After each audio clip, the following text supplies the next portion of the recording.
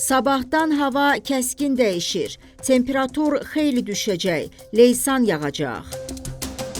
Növbəti 2 gün ərzində Azərbaycanda havanın temperaturu enəcək. Bu barədə reporta Milli Hidrometeorologiya Xidmətindən məlumat verilib.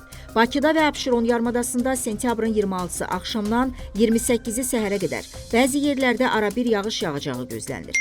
Yarımadanın ayrı-ayrı yerlərində yağışın qısa müddətli leysan xarakterli olacağı, şimşək çaxacağı ehtimal olunur. Sentyabrın 26-sı günün ikinci yarısı Azərbaycanın şimal və qərb rayonlarından başlayaraq 28-i axşama qədər bəzi yerlərdə hava şəraitinin fasilələrlə yağıntılı olacağı, şimşək çaxacağı gözlənilir. Ayrı-ayrı yerlərdə yağıntıların leysan xarakterli intensiv və güclü olacağı, dolu düşəcəyi, yüksək dağlıq ərazilərdə sulu qara keçəcəyi ehtimalı var. Ölkə ərazisində havanın temperaturu ötən günlərlə müqayisədə tədricən 5-8 dərəcə aşağı enəcək.